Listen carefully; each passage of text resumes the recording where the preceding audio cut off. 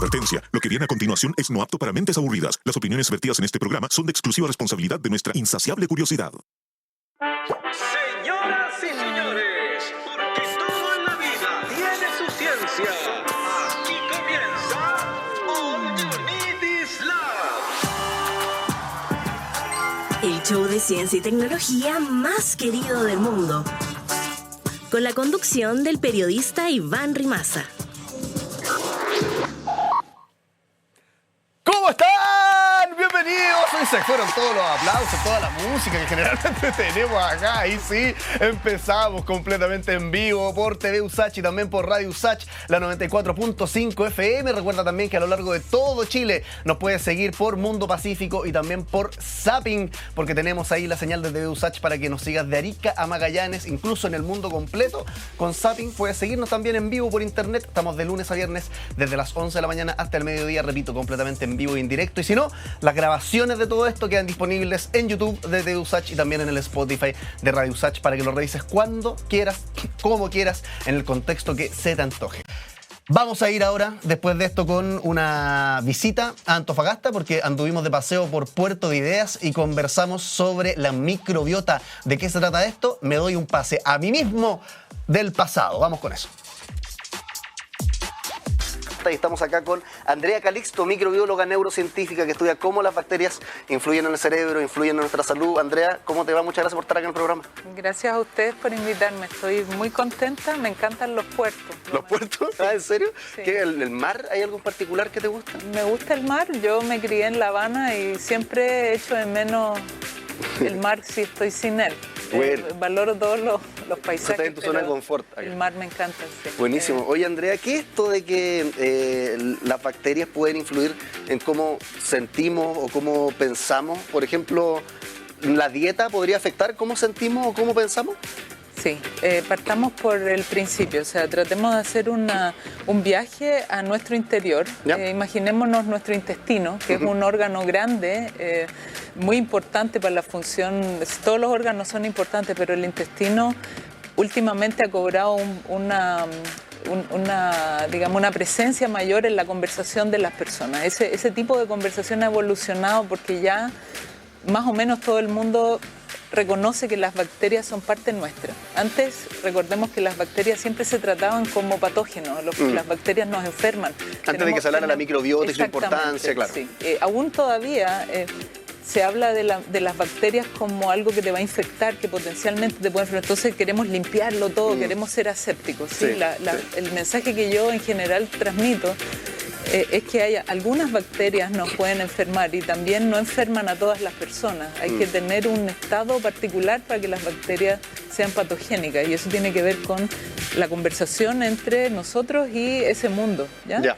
Actualmente las bacterias ya no las vemos como algo separado, son parte nuestra. Entonces son habitantes de nuestro cuerpo.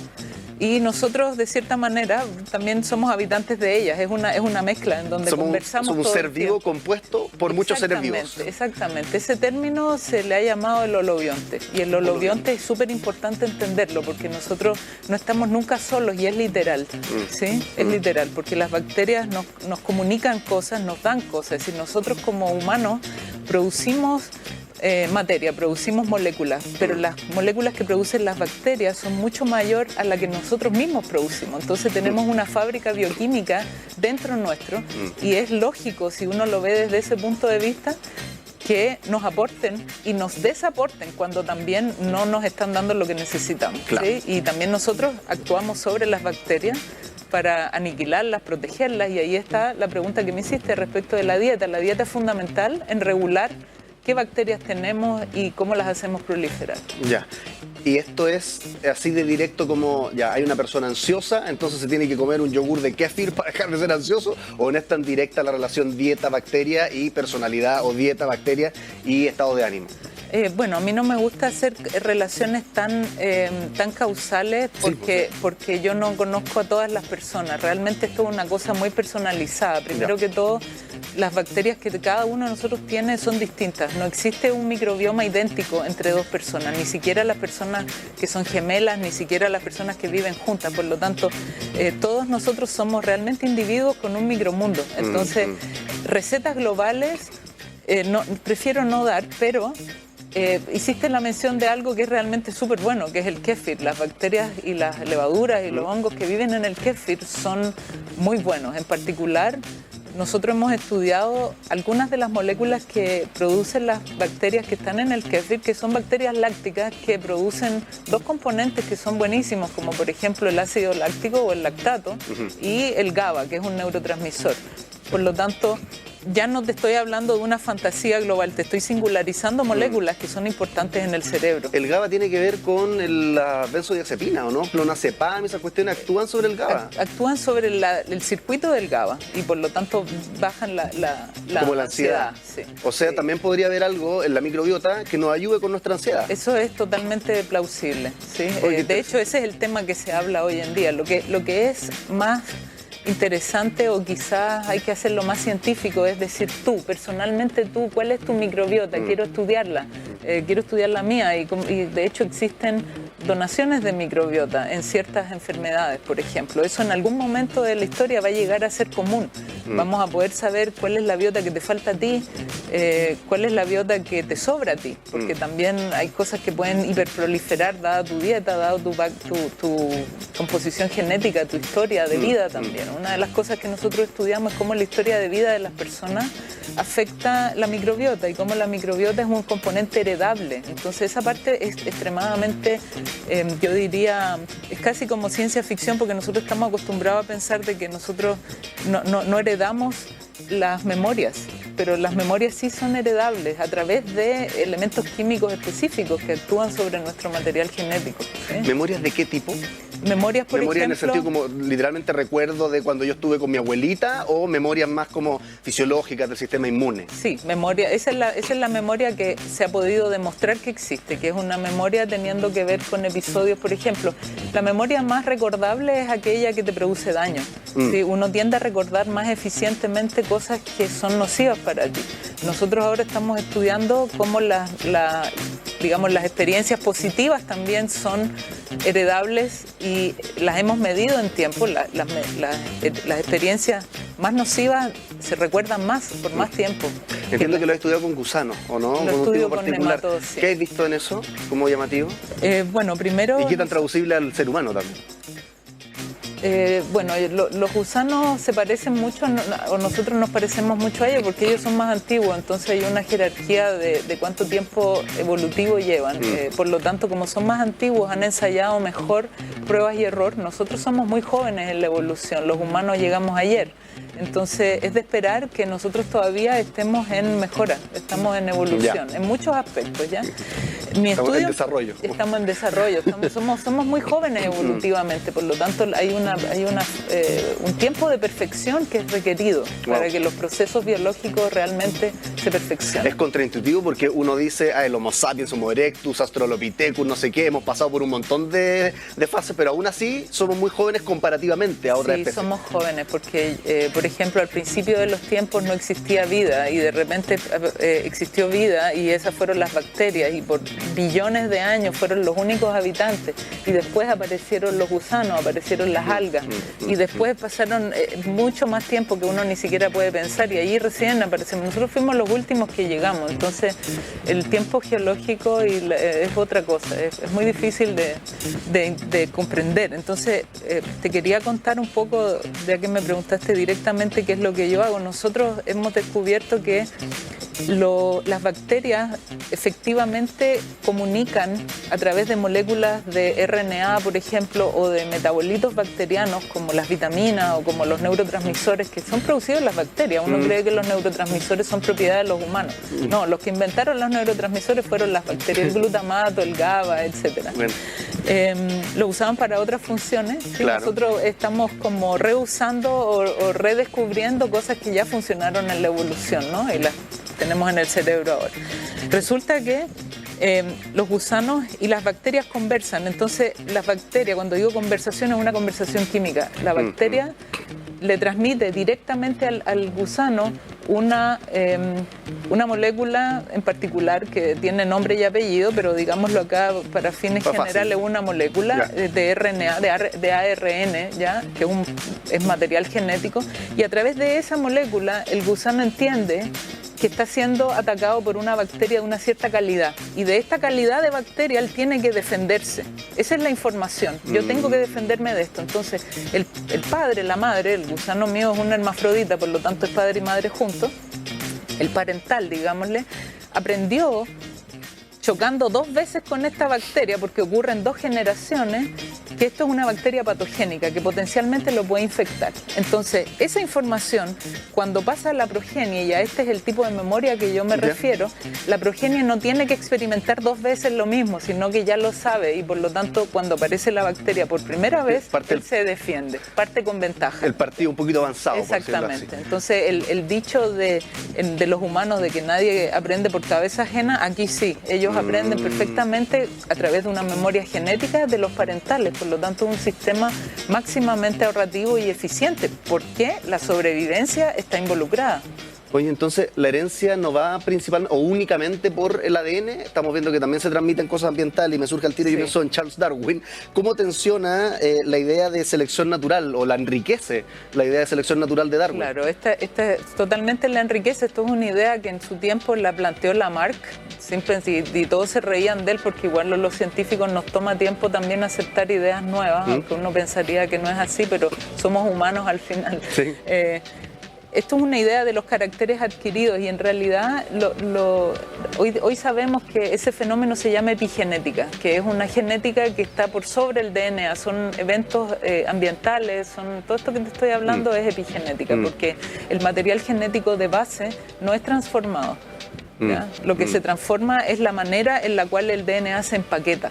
Y eso porque el DNA no está suelto en las células, el DNA está compactado porque es muy grande, entonces no cabe suelto en las células, entonces hay que compactarlo y la manera de compactarlo es usando proteínas que lo compactan en una estructura que se llama el nucleosoma. Y es bien lindo cómo eso ocurre, es muy organizado y sobre esa estructura ocurren modificaciones que lo hacen más o menos accesible. Entonces cuando tú tienes que expresarte, que el genoma se expresa a través del RNA, las zonas inaccesibles están reprimidas, no hay expresión del material genético en esa zona y ese es un mecanismo de herencia. La herencia es completamente, estoy entrando en un tema más técnico, pero es un tema, es una represión de la expresión, aquello que no se puede expresar. Es lo que es heredable.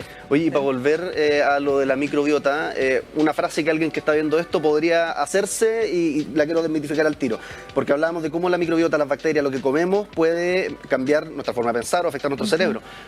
Una frase como la depresión se arregla comiendo mejor, ¿podría ser en un futuro real? Yo creo que sí, porque de nuevo volvamos a lo más sencillo. La depresión es un desbalance químico. Y lo que las bacterias te otorgan es química, ¿sí? Son químicos que tenemos. Por ejemplo, si tú tienes una deficiencia de vitamina B12, entre otras cosas te vas a deprimir, te pasan muchas más cosas, ¿sí? Entonces nosotros tendemos a pensar en el cerebro como un ente distinto. El cerebro usa el cuerpo para moverse de un lado a otro. No, son parte de un todo. Y la química que tenemos en nuestro intestino impacta la química en general del cuerpo. Entonces, actualmente estamos trabajando en cómo se mueven las cosas del intestino hasta el cerebro. Esa es una de las preguntas que todavía tenemos. ¿Cómo esto que estamos aceptando ocurre realmente? Entonces, no solo la depresión, sino que muchas otras cosas. ¿Y cuál es la demostración de eso? Bueno, todavía hay mucha ciencia que avanzar en ese capítulo, pero si yo examino la microbiota de una persona con depresión y una persona que no tiene depresión, son completamente distintos. Si yo examino la microbiota de una persona antes de estar deprimida y después, es distinta. Eso se llama estar disbiótico, ¿sí? Es decir, hay un cambio en la microbiota cuando cambiamos de estado. Ejemplo, el estrés es una de las cosas que más cambia la microbiota. El cambio de la dieta, por ejemplo, de una dieta tipo ancestral, como una dieta que se come en los países donde se comen cosas naturales. ¿No? Claro, sí. Tú comes productos que no están procesados. Claro. Y luego te cambias a una dieta occidental ultra procesada, tú vas a matar una cantidad importante de tu biota. Es decir, estás está ocurriendo un exterminio de la biota, y así se llama. Y eso va a cambiar tu forma de ser en todo sentido, en el sentido de que cambia lo que somos, porque somos bacterias, claro, pero también nuestra forma de ser en el sentido de la personalidad, pues, cómo se ocupa. O sea, en todo sentido va a cambiar nuestra forma de ser. Exactamente, yo creo eso firmemente y lo veo en el laboratorio todo el tiempo. Oye, hablemos sobre el desierto de Atacama, porque otra de las charlas en las que voy a participar acá en Puerto de Ideas tiene que ver con el desierto de Atacama. Sí. El desierto de Atacama está lleno de microorganismos, sí, muy rarísimos. ¿Cómo podríamos hacer la conexión con nuestro cuerpo y los microorganismos extremos que hay en el desierto de Atacama? ¿De qué vaya a hablar en una charla, de hecho, que cruza estos dos temas? Claro, mira, hoy por la tarde vamos a hablar con otra científica que trabaja en plantas, y ahí va a ser una conversación que, como es futura, no sé realmente, prefiero la espontaneidad, sí, del momento, pero ambas tenemos experiencias descubriendo la vida en el desierto.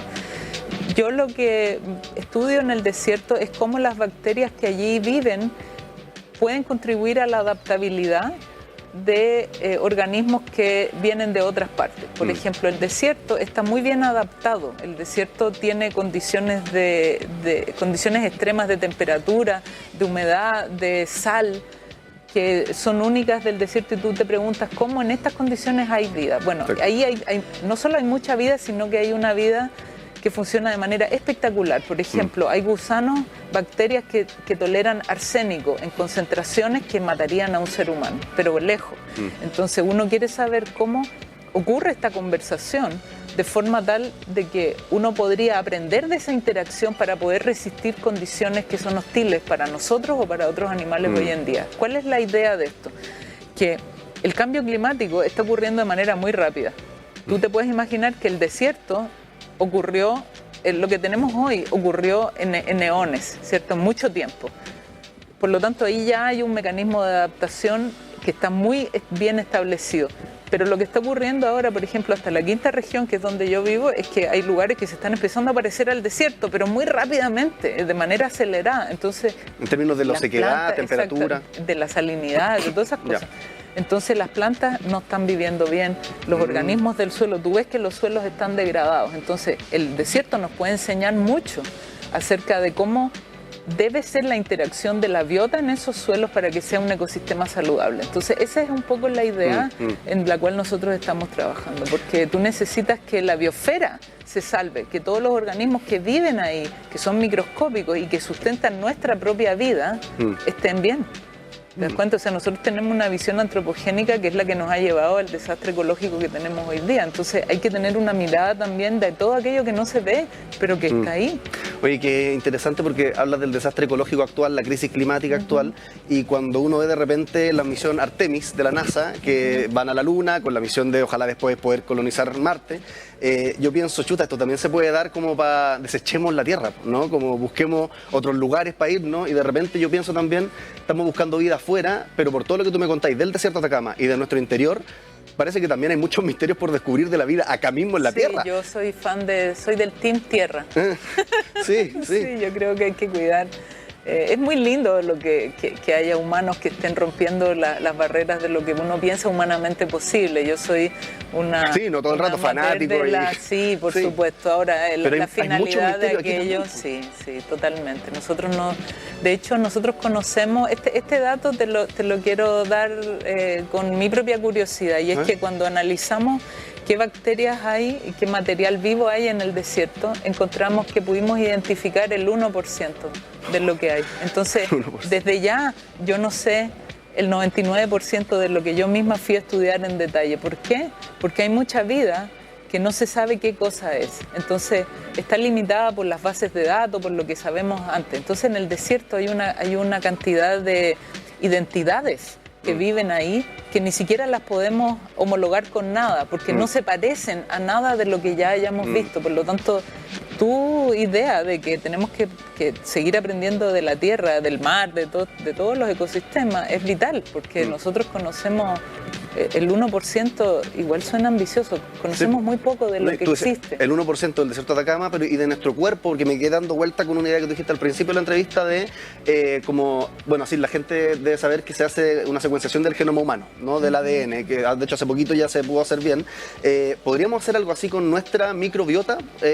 Porque eso me quedé pensando en lo que dijiste al principio, que no tenemos todavía la personalización de la microbiota de cada uno, pero en un futuro ¿Qué nos separa de poder conocer en detalle la microbiota de cada ser humano? Eso técnicamente es plausible y se hizo un proyecto que se llamó el proyecto del microbioma humano, y el proyecto del microbioma humano es el que dice esto que yo te digo, que cada ser humano es distinto del punto de vista microbiológico. La huella dactilar. Claro.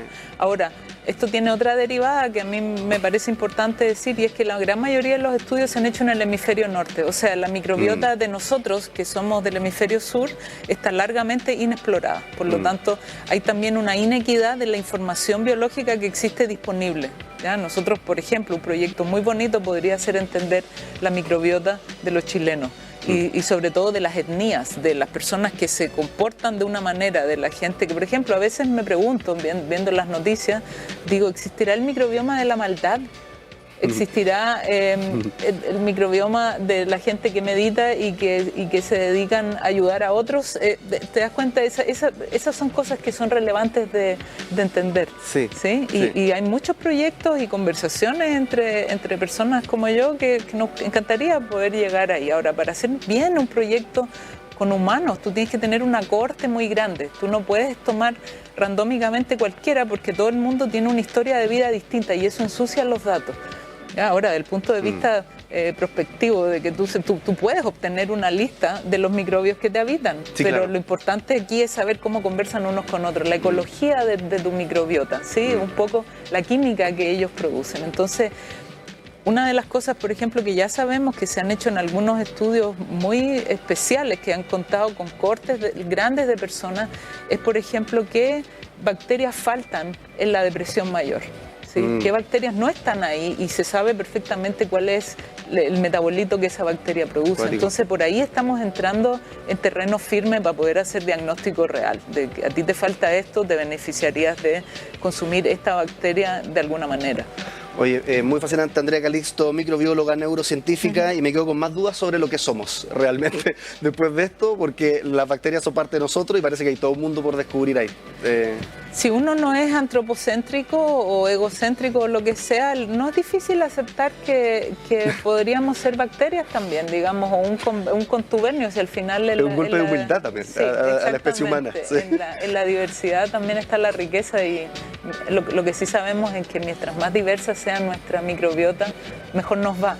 Entonces eso también es una lección importante que puede trascender la biología, digamos, entender que la diversidad es realmente importante, no es un discurso, es algo, digamos, constatable. Andrea Calixto, neurobióloga y neurocientífica, microbióloga y neurocientífica en All You Need Is Lab. Estábamos acá en Puerto Ideas 2026, Antofagasta. Muchas gracias por estar acá, de verdad. Gracias a usted y felicitaciones por el programa y el nombre, que es precioso. Maravilloso. Bueno, hasta ahí llegó el recuerdo de este pasado que fue el Puerto Ideas Antofagasta 2026. Lo revivimos y lo vamos a seguir reviviendo por las pantallas de TV USACH y por Radio USACH. Al igual que All You Need Is Lab, nos puedes encontrar de lunes a viernes, de 11 de la mañana al mediodía, completamente en vivo por TV USACH y por Radio USACH. Que estén muy bien. Chao, chao.